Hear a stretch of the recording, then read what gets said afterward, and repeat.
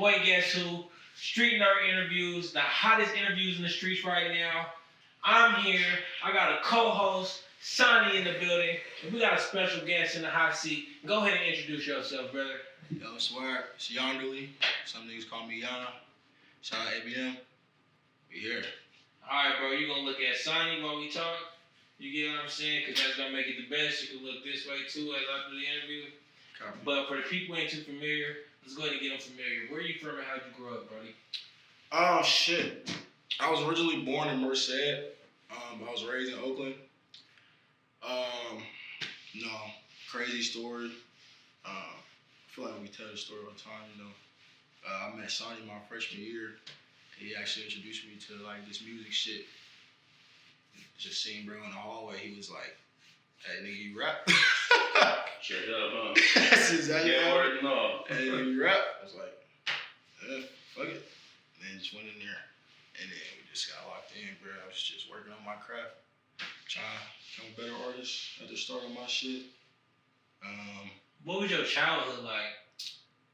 Shit, moving a lot. It was just me and my mom's, my little sister, and my older brother and my older sister. They was my older brother. He was in San Jose a lot most of the time, and then my older sister, she was up doing her own thing. And yeah, bro, I was just moving around the whole Bay Area, bro. I was in San Leandro, What kind of child were you? I was a badass kid, bro. Badass kid. When you say badass kid, what do you mean by you was a badass kid? I was just bad at school, bro. Just like niggas would be getting suspended over stupid shit. I was fighting a lot, but it was low key because I was small, bro. So like niggas would call themselves trying to bully me. So I had to one time I came home like crying one day. I was calling my mom like they keep fucking with me, and we went to go visit my sister dad in jail, and my mom told him about the shit. And when we was like eating with him or whatever, he told me, he was like, "Nigga, next time, if you don't fight them, next time you see me, you gotta come fight me." So I was like, I'm not trying to fight that nigga. so then I just, anytime anybody try to fuck with me, I wouldn't do shit. It would just start fighting their ass, bro. And then that just was that. Bad ass little short nigga syndrome.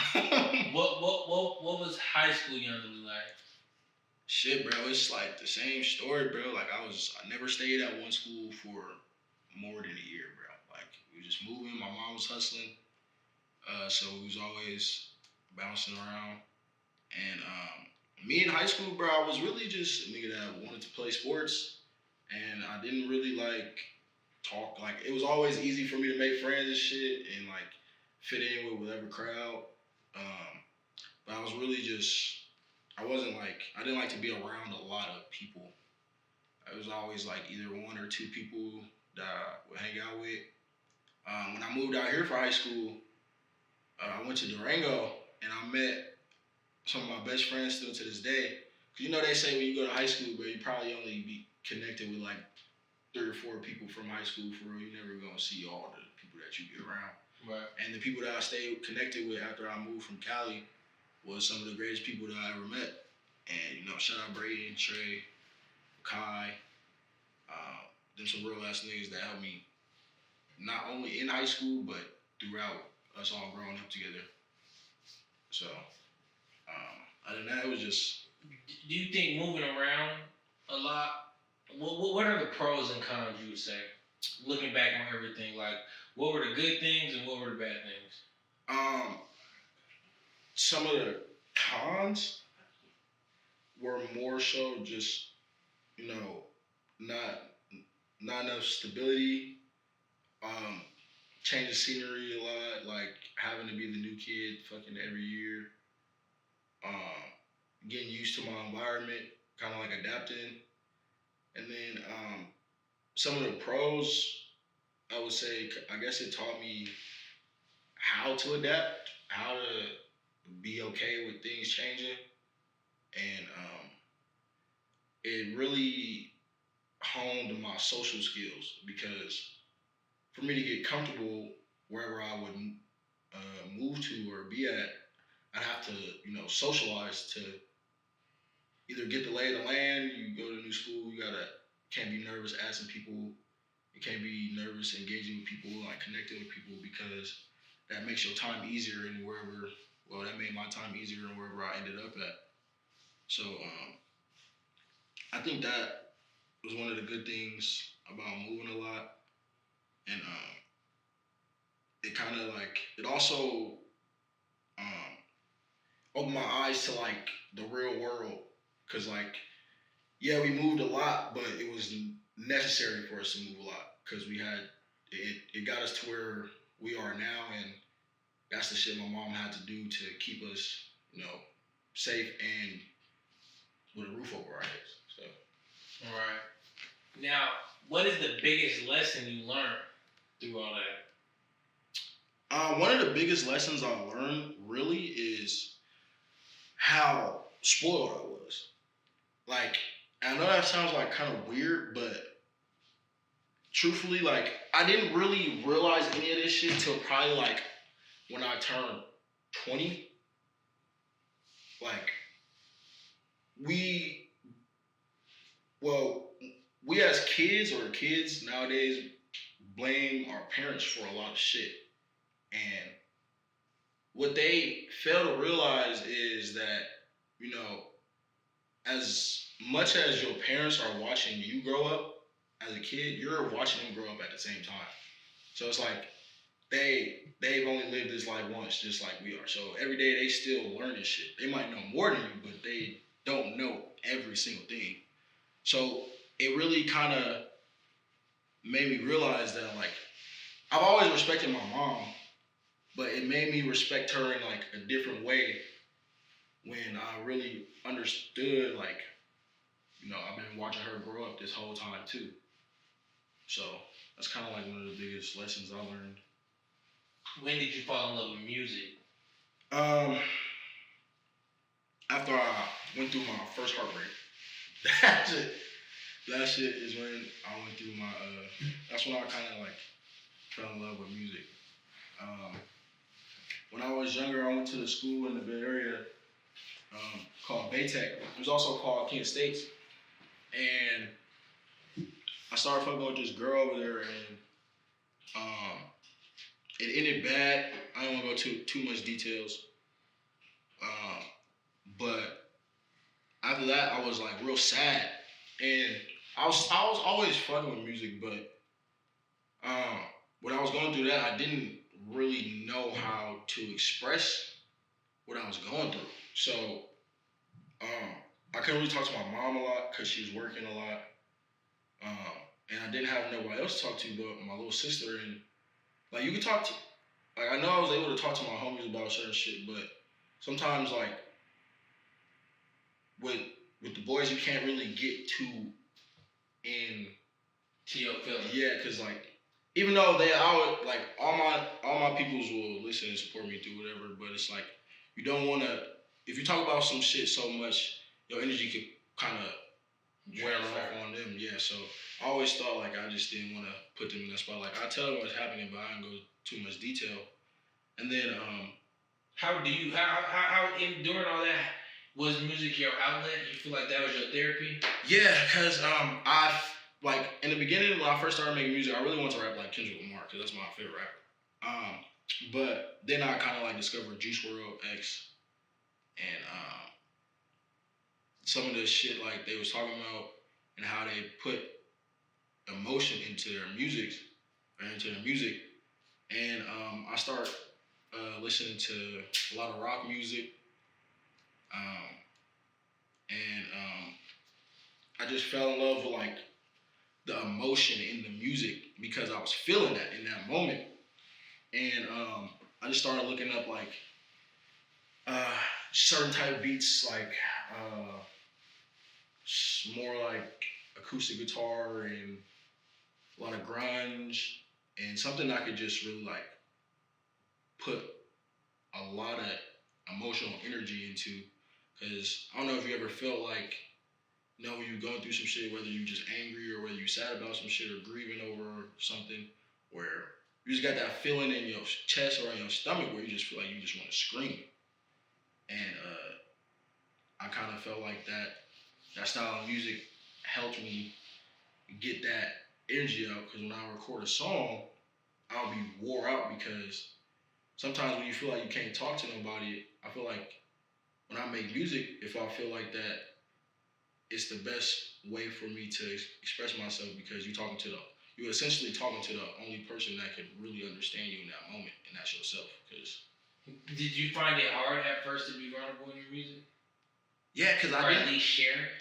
I didn't really know how to go about making music, because like I said, I wanted to rap like Kendrick, so I was like trying to be real lyrical about shit, but it wasn't really coming off how I wanted it to come off.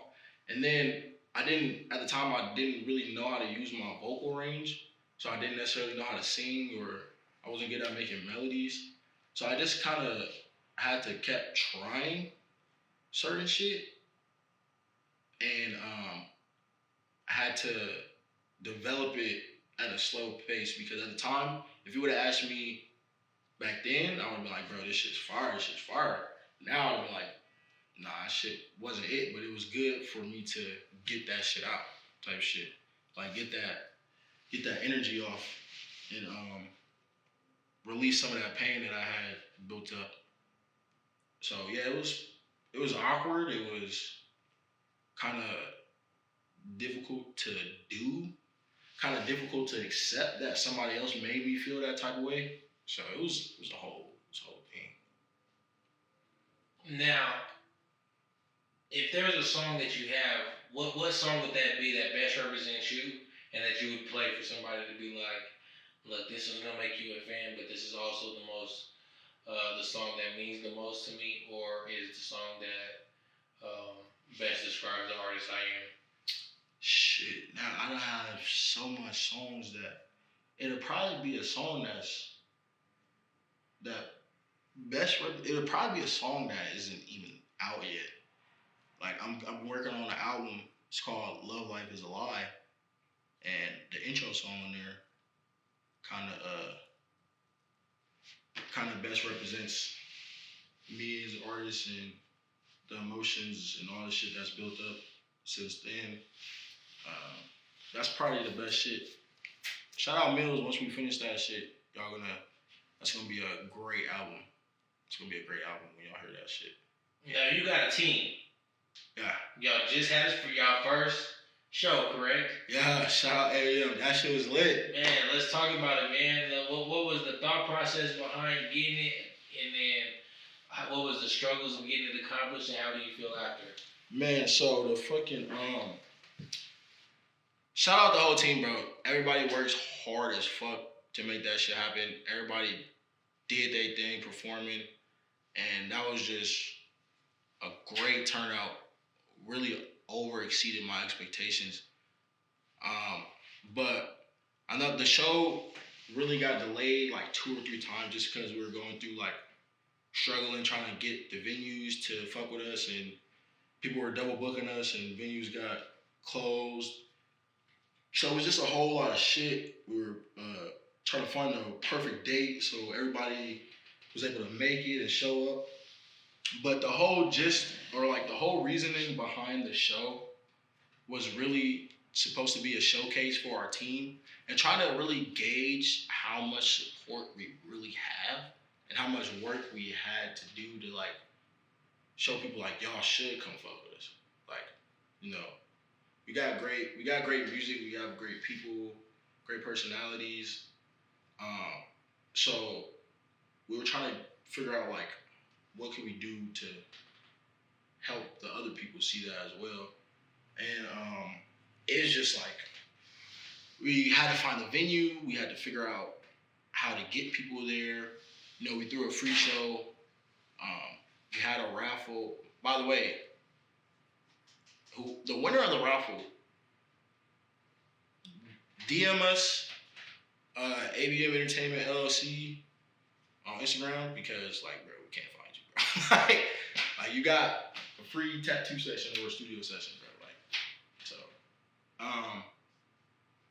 But yeah, we did a free show, did a raffle for it, had people come pop out. You know, shout out Nan 4400, the newest member of our team. Bro drove down from LA to come perform, so did his shit. But yeah, the whole process of setting that show up was a long one. We were trying to figure out how to promo the best way we could. We did a little video, and we got some good engagement. We had like at least like at the peak of our show, it was like 75 people there, and bro, that shit was fire. What's that feeling like? That shit didn't even feel real, bro. Like it was like, because you know when you plan something for so long to try to get some shit in motion, and a lot of people don't believe this shit is gonna happen until it actually happens. Sometimes including yourself. Like once you see the product of your work, it's like damn, like we really did this shit. Like we really did exactly what we was gonna say from hella months ago. And it's like, it's such a feel-good feeling when, you know, everybody has been working so hard since the beginning of this year, and we've been talking about this shit for the longest, and we threw a show dedicated to our team and had damn near 100 niggas come see us. Like, yeah, it's a free show, but like, and you know, we gave incentive for it, but people still came out their way to come support. And that was a real surreal feeling. Like, my mom always told me I got the gift of charisma, and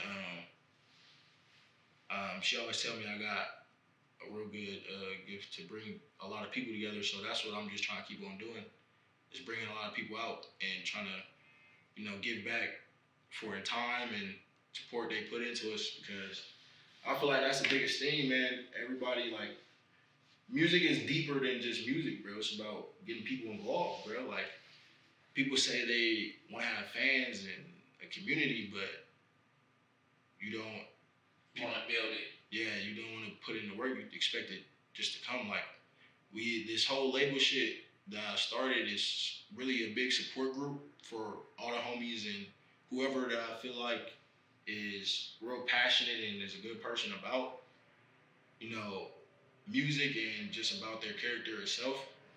So, you know, we got a lot of stuff planned. Like, we're trying to throw, like, I'm class of 2020. I didn't have a prom, so we're trying to throw a big ass ball event where people come in suits and bring their girls in dresses and come have a fucking prom queen and king. Like, you can't, like, that's memories that if you were unfortunate enough to not be able to create because of COVID, that's like, you know, it's gonna be way more lit because we're not in high school. So it's like, that'll be if I can do that, once I'm able to do that shit, and that's gonna be like creating a lot of core memories for people, because that's just to be real, that sucks that you missed out on having those memories because of that shit's crazy. We went through a fucking global pandemic. Yeah. Like, that shit's insane. So what projects can we look forward to coming up from you? On the label side, you know, we got the little prom size ball shit. Soon we're gonna be throwing like a community kickback where we're gonna have like food and shit and have a big ass kickball game. And then we're trying to plan like the next show, like the next ABM team show, and bring out some other artists. And we're trying to do a lot of community events. We might have like a fucking water balloon fight or some shit in the summer. Just little shit like that. And then on my end, I am taking a break from music just to get my like mind, body, spirit type thing. So I'm gonna be dropping again in June. But my album, I'm trying to get it out at the latest August. It's almost done. But yeah, until then we got the label, community events, my album, Love Life is a Lie, trying to get that shit out. And then you know, really just look out for these pop outs that we're doing. Come get involved. Like, whatever you can bring to, just making the community better and making it more fun and an interactive space for everybody where like nobody's excluded, come through with good energy and with a smile on your face, bro, and just enjoy some good music and a good time. With that being said, where can they find you? You can find me on Instagram, Yonderly ABM, Yonderly on all platforms for any music that you're trying to listen to in mine. Yeah, bro. Support the label page, ABM ENT LLC. And now pop your shit. This is the opportunity. Look, we're gonna give you the opportunity. You can look into the camera, pop your shit. You can give us wisdom, gems, something that you want to leave on us, something impactful, whatever you feel like you want to leave on us. Go ahead and drop it on us. Look, I love all my ABM brothers and sisters. But one thing I want a lot of people to remember, and something that all the close people been telling me, you gotta take care of yourself. This is why I'm taking this month off. You gotta take care of yourself, and because me, I'm a person that loves to help people. I would do anything for the people I love. But you cannot help people if you don't take care of yourself first. And life get hard, bro. So just remember, in life, you gotta keep going no matter what pain you're going through. It's okay to feel your pain, go through that shit, but don't let it linger. And just remember, bro, it's peaks and valleys in this shit, bro. You're gonna have your highs, you're gonna have your lows. But just remember, if you at a low point, ain't nowhere else to go but high. Feel me? So, man, I want to say first, bro, you one of them ones. You feel me? Different from the crowd, stand out, stand up, genuine, from the heart. You get what I'm saying? That's what's missing nowadays.